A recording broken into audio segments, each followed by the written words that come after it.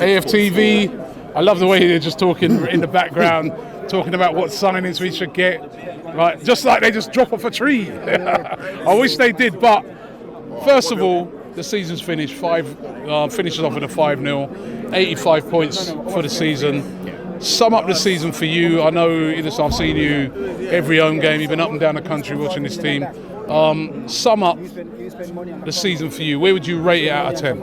I think it's definitely a 7 or 8. I think if you set your expectations at the start of the season, we've absolutely exceeded them. The challenge and the issue is that when you start to exceed your expectations, you then have to raise your expectations. And it sounds like we're doing that for next season, but that should have been the focus and the aim for this season. Kind of a bit like last season as well, when top four's there and you don't go and make the signings in January. There's things that you have to do to kind of push yourselves on.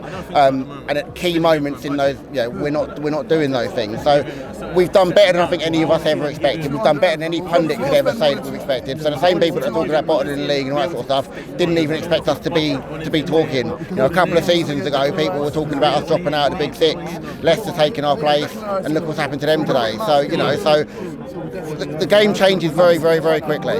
And in terms of where we started the season, where people thought we would be, we made 2 signings, didn't realise the impact they would have. They had a massive impact in terms of Zinchenko and Jesus.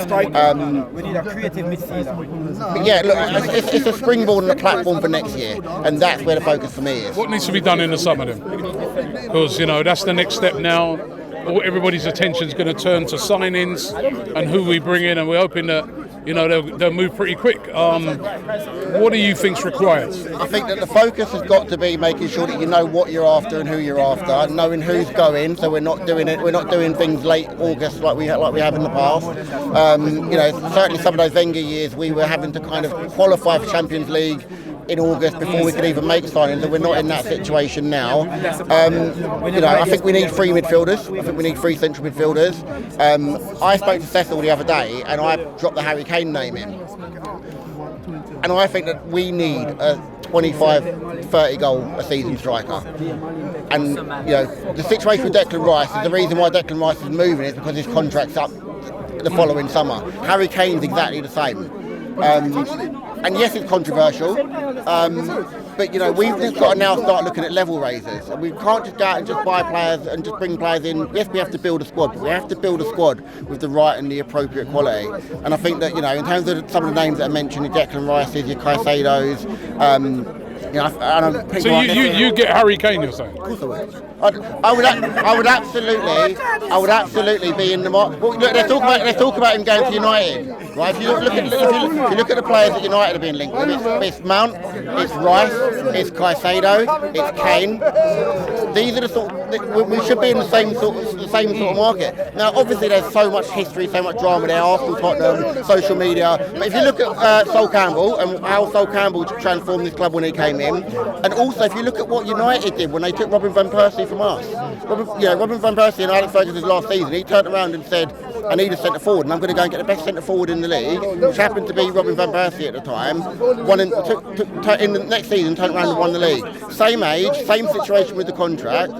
Yeah, things have changed, don't get me wrong, it's an absolutely mammoth signing. It's, the likelihood of it happening, I absolutely understand. But what I'm talking about is, in terms of the market that we should be in for, if you're going away in big games, I like Jesus, I like what Jesus brings, I like Nketiah, I like what Nketiah brings. Balogun's had a very good season in France.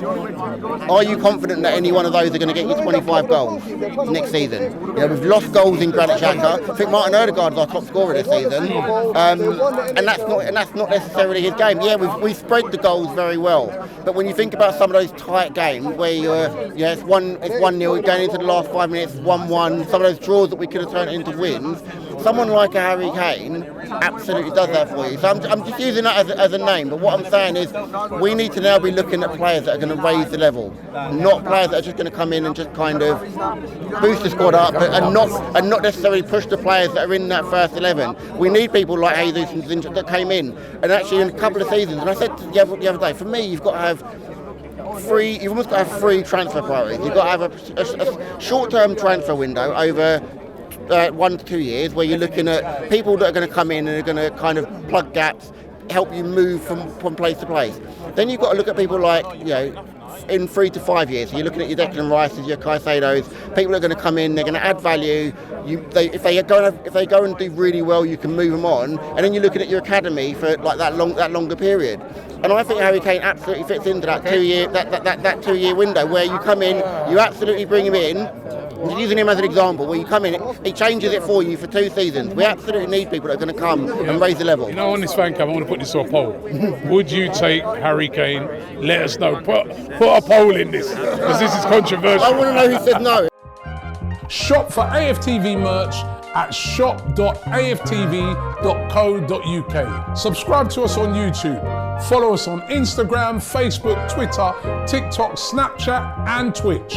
We've got content for every platform, so check it out.